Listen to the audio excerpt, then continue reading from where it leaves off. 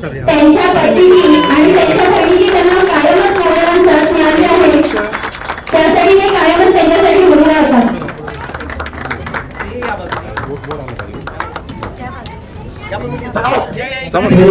शिवराज शाळा मंडळाचे माजी संचालक तसेच विद्यमान सल्लागार श्री रमेशजी अर्जुनजी मराठे यांच्या हस्ते या उत्तररत्न पुरस्कार सोहळ्याचं वितरण झालेलं आहे.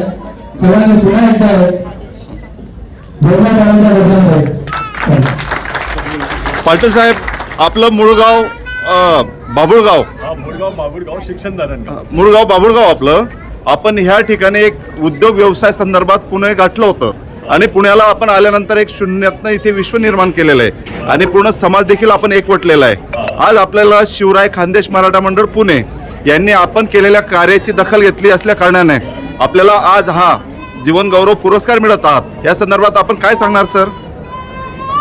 मंडळ खूप व्यवस्थित छान काम करते आणि मंडळात आम्ही सुरुवातीला 1983 पासून प्रत्येक घराघरात आम्ही मिटिंगला घेतो. बरोबर. आणि 1996 साली आपण मंडळ रजिस्टर केलं. बरोबर. तिथून म्हणजे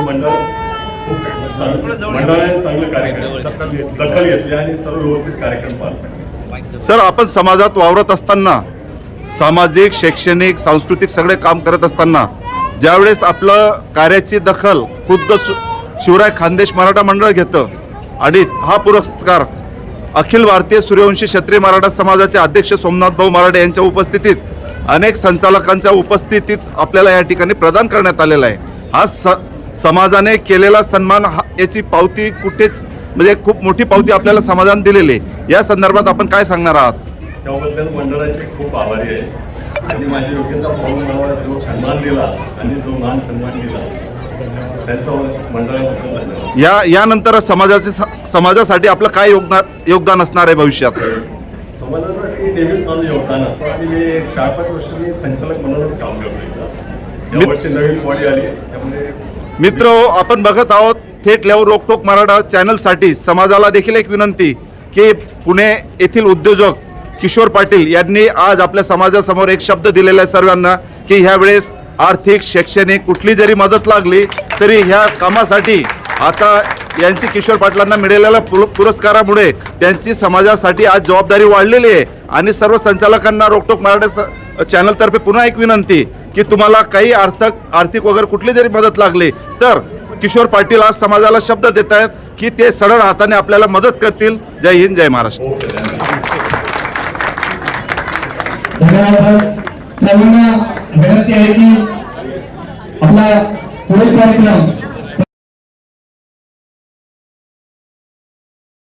हायकोर्टात पैसा दिला परंतु काही का असे ना पण नेक्स्ट कोणत्या शाळेत अशी घटना होणार नाही आणि कोणत्या तरी संस्था असं विद्यार्थ्यांची काळजी घेणार म्हणून हे केस सुद्धा करणं गरजेचं होतं. मला सांगायला दुःख होतं या समाजाला असे अन्याय अत्याचार आज सुद्धा आपल्या समाजामध्ये आपला समाज घटनेमध्ये संपूर्ण भारताच्या समाजामध्ये आज सुद्धा रावण आहेत.